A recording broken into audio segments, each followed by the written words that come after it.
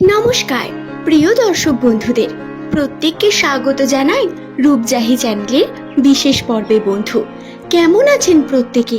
ঈশ্বরের কৃপায় আশা করব আপনারা প্রত্যেকে সুস্থ আছেন, ভালো আছেন। বন্ধু, আজকের ভিডিওতে আমি আপনাদের সঙ্গে আলোচনা করব নামের প্রথম লেটার যাদের এস লেটার দিয়ে শুরু 2026 সালে বছরের চতুর্থ মাস এপ্রিল মাসের ভাগ্যফল সম্পর্কে।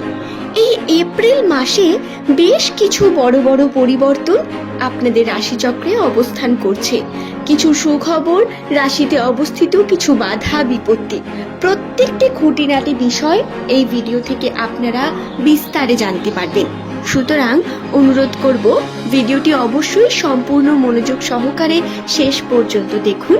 ভিডিওটি দেখে যদি আপনার ভালো লাগে একটি লাইক করে চ্যানেলটিকে সাবস্ক্রাইব করে নিতে ভুলবেন না এমনই ভিডিও পাওয়ার জন্য। নিচের কমেন্ট সেকশনে আপনার শুভ নামটি অবশ্যই কমেন্ট করে জানাবেন। তবে আসুন বন্ধু, আর দেরি না করে আমরা ভিডিওর মূল পর্বে প্রবেশ করি। এস হলো ইংরেজি বর্ণমালার 19তম লেটার, যার সংখ্যাতত্ত্বের মান 1। এই 1 বা 1 নাম্বারটি অত্যন্তই গুরুত্বপূর্ণ নিউমেরোলজিতে, কারণ এটাকে প্রধানত চালনা করে সূর্য। অর্থাৎ যদি দেখা যায় এস নামের মানুষদের মূল গ্রহ নিয়ে, তাহলে সেটা হলো সূর্য গ্রহ, আপনাদের মূল গ্রহ। তাই প্রধানত এস নামের মানুষদের রাশিচক্র বলুন বা তাদের চারিত্রিক বৈশিষ্ট্য, দুটি প্রধান ক্ষেত্রে সূর্যের মতো পার্সোনালিটি লক্ষ্য করা সম্ভব হয়ে ওঠে। একবার যদি এস নামের মানুষেরা কোনো বিষয়কে নিজের মাথার মধ্যে ঢুকিয়ে নেন এবং সেই কার্যের উপর কার্য করবেন ভাবেন, তাহলে তাতে সফলতা অর্জন করা থেকে এদের কেউ পিছু পা করতে পারে না। আপনার নামের প্রথম লেটার যদি এস দিয়ে হয়, আপনার মধ্যে বিশেষত্ব হলো আপনি কথায় পারদর্শী। দর্শক বন্ধু, একটি বিষয় অত্যন্ত গুরুত্বপূর্ণ, এস নামের মানুষেরা কিন্তু খুব ভালো অবজারভার। এরা যে কোনো ঘটনাকে খুব ভালোভাবে দেখতে পারেন, যেটা প্রধানত সকলের চোখে পড়ে না। এরা যে কোনো সিচুয়েশনে ভালো মন্দ প্রত্যেকটি যে আসল বিষয় সেগুলোকে বিচার করতে পারে। এদের বিচারধারা অত্যন্ত স্বচ্ছ এবং ক্লিয়ার, যার কারণে এরা ফিউচারকে খুব ভালোভাবে কিন্তু ভাবলেই বুঝতে পারে।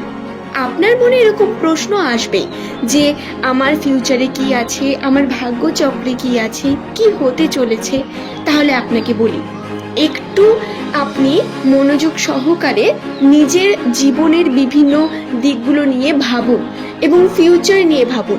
আপনি কি চাইছেন সেটা নিয়ে ভাবুন এবং তাতে কার্য করুন। বিশ্বাস রাখুন বন্ধু, যেমনটা আপনি চান তেমনটাই হবে, শুধু আপনাকে কার্য করতে হবে। আপনি হয়তো জানেন না, কিন্তু ঐশ্বরিক ক্ষমতা দ্বারা আপনি ব্লেসড, যার কারণে আপনি যদি কোনো কিছুকে মন থেকে চান তা আপনি অবশ্যই পাবেন। যেটা আপনার জন্য ভালো সেটা হবেই হবে, এবং আপনার চাওয়া পাওয়া অত্যন্ত গুরুত্বপূর্ণ। প্রথম জীবনে একটু স্ট্রাগল রয়েছে, আমি মানছি। সেই স্ট্রাগলিংয়ের পর আপনার শুভ সময় শুরু হবে, এবং এটা প্রধানত শুরু হয় 35 বছরের পর থেকে খুব বেশি পরিমাণ, কিন্তু তার আগেও এটা শুরু হয় অনেকের ক্ষেত্রে 30 বছর, 29 বছর। এই সময় থেকে এই স্ট্রাগলিং পিরিয়ড ধীরে ধীরে পরিবর্তন হতে থাকে। তবে এমনটা নয় আপনার বয়স হয়তো 40 বা 45 এবং আপনি ভাবছেন কই আমার তো কিছু হয়নি। তাহলে আপনি একবার নিজের পাস্টের কথা ভাবুন এবং এখনকার কথা ভাবুন। এমনটা নয় যে আকাশ থেকে টাকা এসে পড়বে আপনার উপর, বা কোনো আকাশ থেকে শুভ ঘটনার ঝুড়ি আপনার উপর উল্টে যাবে, এমনটা হবে না। কিন্তু ধীরে ধীরে এই পরিবর্তন আপনাকে উন্নতির দিকেই নিয়ে যায়, এবং এটা রিয়েলাইজ করা অত্যন্ত গুরুত্বপূর্ণ। দর্শক বন্ধু, যদি আমরা কথা বলি এপ্রিল মাস সম্পর্কে, তাহলে এস নামের মানুষদের এই এপ্রিল মাসটি অত্যন্ত গুরুত্বপূর্ণ একটি মাস হয়ে দাঁড়াবে। আপনারা এই মাসে দেখবেন বিভিন্ন রকম সুযোগ পাবেন কর্মের জন্য। যে কর্ম করছিলেন এবং তাতে আপনি পজিটিভিটি দেখতে পাচ্ছিলেন না, বিভিন্নভাবে কর্মের আপনার যে ফলাফল তা প্রধানত অবনতির দিকে যাচ্ছিল। কাজ করার পরেও আপনি ফলাফল পাচ্ছিলেন না, ডিপ্রেসড হচ্ছিলেন, বা কোনো না কোনো ভাবে আপনি আর্থিকভাবে লস করেছেন, সেই প্রত্যেকটি যে বিষয় তা আপনার কিন্তু ভরপুর এবার সঠিক হবে। অর্থাৎ বলা যেতে পারে সেই সমস্ত লসের যে ফল আপনি তা পাবেন, আপনি ফল পেতে থাকবেন এবং লস আপনার দূর হয়ে যাবে, আপনি সফলতার দিকে এগোবেন ধীরে ধীরে। কিন্তু এটার জন্য আপনাকে কর্ম করতে হবে অনেক বেশি, এর অপরচুনিটি আসবে, আপনি কতটা সেটা কাজে লাগাবেন সেটা আপনার উপর নির্ভর করবে। কথা বলা যাক সম্পর্ককে নিয়ে। সম্পর্কের দিকে এস নামের মানুষদের জন্য এপ্রিল মাসটি অত্যন্ত গুরুত্বপূর্ণ একটি মাস। সংযত থাকা, নিজেকে সংযত রাখা অত্যন্ত গুরুত্বপূর্ণ। আপনি যদি ইমোশনালি কোনো কার্য করে ফেলেন বা আবেগের বশে সিদ্ধান্ত নিয়ে ফেলেন, ভুল করবেন।